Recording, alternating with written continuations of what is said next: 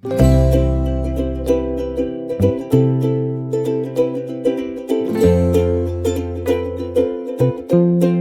Guys, good morning. అందరు ఎట్లున్నారు? బాగున్నారా?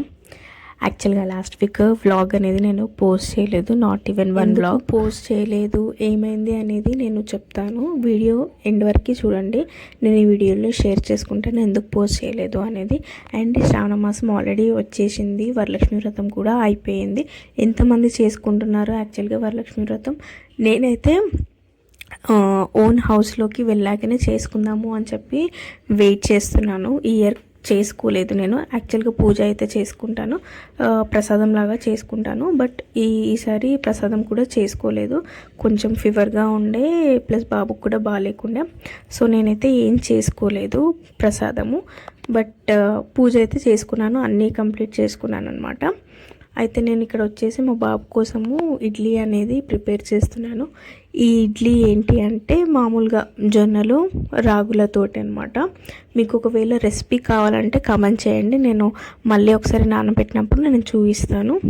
ఇడ్లీ రాగులు కొంచెం హెల్దీ కదా బోన్కి, కానీ కాల్షియం ఇంకా మెగ్నీషియం అని చెప్పి నేనైతే అదే చేస్తున్నాను. బియ్యం అనేది కొంచెం తక్కువ వేస్తాను, ఒక్కొక్కసారి అసలు వేయను, స్కిప్ చేసేస్తాను అనమాట.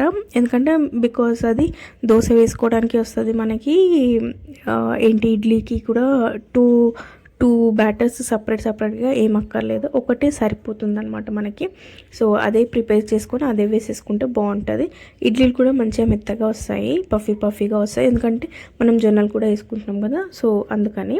సో చాలా హెల్దీ అనమాట. ఇడ్లీ పాత్రకి నేను నెయ్యి రాసేసి దానికి మంచిగా క్యారెట్ తురిమి వేస్తాను. క్యారెట్ లేదు ఆ రోజు, అవుట్ ఆఫ్ స్టాక్ ఉండే, సో ఇంకా నార్మల్గా పెట్టేసాను నెయ్యి మంచిగా రాసేసి. ఇదేమో ఏంటి పల్లి పచ్చడి చేశాను, పల్లిది ఇంకా కరివేపాకు వేసి చేశాను. కొత్తిమీర, కరివేపాకు, పుదీనా, లేదు అంటే టమాటో, లేదంటే పాలకూర, ఇలాంటివి ఎక్కువ ఆకుకూరలే చట్నీ ఫామ్లో ఇవ్వడానికి నేను ట్రై చేస్తున్నాను. ఓన్లీ పల్లి పచ్చడి అంటే కొద్దిగా అంత హెల్దీ కూడా కాదు కదా, సో అంటే హెల్దీ అనే చెప్పచ్చు, బట్ దాంట్లో ఏదైనా వెజిటేబుల్ లైక్ బీరకాయ, దొండకాయ, ఇంకేదైనా కల్పిస్తే కొంచెం బెటర్ అన్న ఫీలింగ్. మా వాడైతే ఇడ్లీ అయితే చాలా అంటే చాలా ఫేవరెట్ వాడికి. ఇంకా నేను ఆ రోజు ఇడ్లీ పెట్టేసి నా పూజ నేను చేసేసుకున్నాను అనమాట. మీలో ఎంతమంది లైక్ దోశలలో హెల్దీగా మిల్లెట్స్ ఇంకేదైనా యాడ్ చేయడం ట్రై చేస్తున్నారు? కామెంట్ సెక్షన్లో షేర్ చేసుకోవడం మర్చిపోద్దు అసలు. నేనైతే మ్యాక్సిమం అలానే ట్రై చేస్తున్నాను, బాబుకు కూడా అలానే అలవాటు కూడా చేస్తున్నాను. కొంచెం పెద్ద అయినా కానీ తినడానికి ఈజీ ఉంటుంది, ఒకసారి లైక్ అలవాటు అయిపోతాయి అని చెప్పి నేనైతే ఇప్పటి నుంచే అలవాటు చేసేస్తున్నాను. అండ్ యాజ్ యూజువల్గా శ్రావణ మాసం కదా, పండుగలు వచ్చినప్పుడు క్లీనింగ్ అనేది మనకి రొటీన్ అనమాట. ఇంకా నేను ఇక్కడ క్లీనింగ్ చేసేసుకుంటున్నాను, క్లీనింగ్ చేసుకొని పూజ చేసుకున్నాను. ఆ రోజు నాకైతే చాలా జల్దీ పూజ అయినట్టు అనిపించింది. అంటే ఇల్లంతా మాప్ కొట్టుకొని వాడికి చేసి నేను చేసుకున్నాను. ఆల్మోస్ట్ 10:30 వరకే అయిపోయింది ఆ రోజైతే. చాలా మంచిగా అనిపించింది, ఎందుకంటే బాబుతోటి నాకు ప్రతిసారి లేట్ అవుతుందండి, మీరు తప్పుగా అనుకోవద్దు. ఎందుకంటే అది చేసుకున్నట్టు అంటే ఒక్కొక్కసారి వాడు ఎలా చేస్తాడు అంటే నాకు అమ్మనే ఉండాలి, ఒక్కొక్కసారి కాదు, వారంలో 7 రోజులు ఉంటే 7 రోజులు అమ్మనే కావాలి అంటాడు. ఎప్పుడన్నా ఒక్కసారి అనుకోండి, ఒకసారి ఒక పూట అలా ఉంటాడు. ఇంకా ఆ రోజైతే నాకు మా బాబు బాగా సహకరించాడు, ఇంకా చాలా జల్దీ చేసేసుకున్నాను నేను వర్క్స్ అన్నీ. సో ఇంకా మా హస్బెండ్ వచ్చాడు. యాక్చువల్గా మా బాబుకి అయితే చాలా చాలా హ్యాపీ న్యూస్ అనమాట. అది ఒక 1-2 వీక్స్ ఉండేసి వెళ్ళిపోతాడు. ఆల్రెడీ మీరు షార్ట్ వీడియోలో చూసే ఉంటారు, ఒక కామెడీ అలా ట్రై చేశాను వీడియోస్ కొత్తగా, జస్ట్ ఫర్ ఫన్ అనమాట. జోక్స్ అపార్ట్, నాకు మా హస్బెండ్ అంటే చాలా రెస్పెక్ట్ అన్నీ ఉన్నాయి. ఏదో జస్ట్ అలా ఫన్నీగా ఒకసారి ట్రై చేద్దామంటే మా హస్బెండ్ కూడా చేద్దాం బాగుంది అని చెప్పి అన్నాడు. సరే ఒకసారి చూద్దాం అని చెప్పి ఇంకా చేశాను. ఐ హోప్ మీకు నచ్చిందనే అనుకుంటున్నాను. మీకు అలాంటి కామెడీ షార్ట్స్ వీడియోస్ ఇంకేమైనా కావాలంటే కామెంట్ సెక్షన్లో షేర్ చేసుకోండి. ఇంకా నేను చేయడానికి ట్రై చేస్తాను మ్యాక్సిమం. అండ్ వరలక్ష్మి వ్రతం నేను ఓన్ హౌస్కి వెళ్ళాకనే చేసుకుందామని చెప్పి అనుకుంటున్నాను. ఎందుకంటే రెంటెడ్ హౌస్లో చేసుకున్నా కానీ అంటే నాకంత సాటిస్ఫాక్షన్గా లేదనమాట. ఈ ఇల్లు చాలా చిన్నగా ఉంది.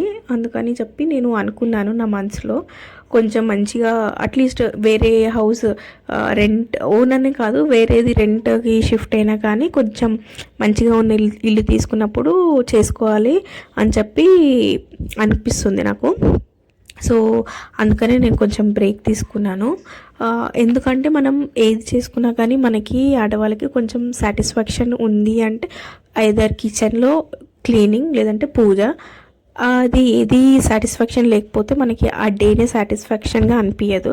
సో అందుకనే నేను ఇందులో చేసుకున్నా కానీ నాకు అంత అనిపించదు. కొంచెం మంచిగా చేసుకోవాలి, హ్యాపీగా ఫీల్ అవ్వాలి అని చెప్పి నాకు అనిపించింది. సో అందుకని నేను ఒక వేరే హౌస్కి షిఫ్ట్ అయ్యాక చేసుకుందామని చెప్పి వెయిట్ చేస్తున్నాను. So I'm not at ready అనమాట. మెయిన్ రీజన్ ఏంటి అంటే ఇల్లు అనేది కొంచెం కన్వీనియంట్గా లేదండి, చాలా చిన్నగా ఉంది.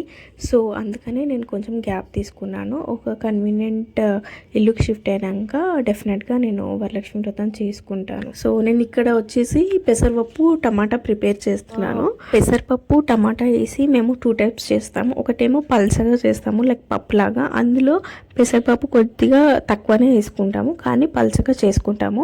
ఇదేంటి అంటే కర్రీ ఫార్మేట్లో. కర్రీ ఏంటంటే కొంచెం కొంతమంది పలుకుగా ఇష్టపడతారు పెసరపప్పుని, కొంతమంది ఏమో నార్మల్గా కొంచెం మెత్తగైనా ఓకే ఫైన్ అన్నట్టు ఇష్టపడతారు. నార్మల్గా ఆనియన్స్ మిర్చి కావాలంటే మిర్చి వేసుకోవచ్చు మీరు ఈ కర్రీలో, కారం కావాలనుకుంటే కారం, ఇంకా మీరు కారం ఎంత తింటే దాన్ని బట్టి వేసుకోండి. తక్కువ అయితే తక్కువ, ఎక్కువ అయితే ఎక్కువ. కొంచెం స్పైసీగా అయితే ఏమంత బాగుండదు, అంటే బాగుంటుంది నార్మల్గా వేసుకుంటే బాగుంటుంది. నార్మల్ కన్నా కొంచెం మరీ స్పైసీగా అంటే అయితే బాగుండదు. అండ్ చపాతీలకు అయితే చాలా బాగుంటుంది. రైస్లోకి పక్కన అల్లం మామిడికాయ చట్నీ లేదంటే ఆవ మామిడికాయ చట్నీ ఖచ్చితంగా పెట్టుకొని తినండి, అస్సలు మర్చిపోకండి. అండ్ ఈ కర్రీ ఖచ్చితంగా ట్రై చేయండి. అండ్ ఆల్రెడీ నేను పెసరపప్పు కడిగి నానబెట్టుకున్నాను, అది వాడుతున్నాను. అండ్ పప్పులు ఏవి యూస్ చేసినా సరే నేనైతే ఖచ్చితంగా ఒకసారి మంచిగా కడిగేసి నానబెట్టుకుంటాను అట్లీస్ట్ 10 minutes. టైం లేదు అనుకుంటే ఖచ్చితంగా 5 minutes అయినా నానబెట్టుకుంటానండి. బియ్యం కూడా అంతే, నేను డైరెక్ట్గా పెట్టను. మీరు కూడా అలానే అదే ఫాలో అవ్వండి, అదే మంచిది. డైరెక్ట్గా ఎప్పుడు యూస్ చేయొద్దు, అది అంత మంచిది కాదని చెప్తారు. ఒకసారి కడుక్కొని పెట్టుకోవడమే బెటర్ అని నా ఫీలింగ్.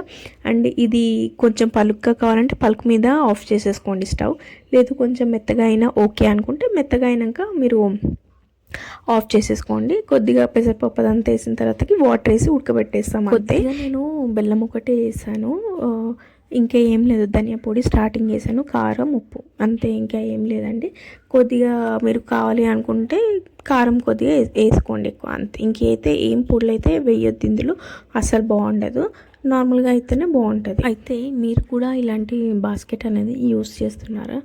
యూస్ చేస్తే ఒకసారి కమెంట్ చేయండి. అండ్ నాకైతే అసలు నచ్చలేదు ఈ బాస్కెట్, ఎందుకో ఏమో నాకైతే అసలు నచ్చలేదు. నేను ఎలా చేస్తానంటే డైరెక్ట్ వాషింగ్ మిషన్లో వేసేసేదాన్ని, బట్ నేను క్లోజ్ చేయను, మూత క్లోజ్ చేయకుండా ఓపెనే ఉంచుతాను. బట్ ఈ బాస్కెట్లో వేసేసేసరికి ఇది కొత్తగా ఉంది అలవాటు, అలా కొంచెం స్మెల్ కూడా వస్తుంది. ఐ హోప్ నేను ఈ బాస్కెట్ తీసేసేయాలని ఫీల్ అవుతున్నాను. మీ సజెషన్ ఏంటి ఒకసారి నాకు షేర్ చేసుకోండి. అండ్ మీ ఇంట్లో కూడా ఇలాంటిది ఉందా, ఒకవేళ ఉంటే బాస్కెట్ ఎలాంటిది యూజ్ అవుతుంది అనేది నాకు చెప్పండి. ఓకే యూజ్ అవుతుంది, యూజ్ అవ్వట్లే అని చెప్పలేను, బట్ కొద్దిగా స్మెల్ వస్తున్నాయి క్లోజ్ ఉండడం వల్ల. సో అదొకటి అవాయిడ్ చేయాలి. ఇంట్లో పెట్టుకోవడం వల్ల ఇంకా మరీ ఓపెన్ చేసి అయితే ఉంచలేం కదా. సో అదనమాట పాయింట్. అండ్ ఈ వ్లాగ్ ఇంతే గైస్, మీకు నచ్చింది అనుకుంటున్నాను. Thanks guys, thanks for watching, bye guys.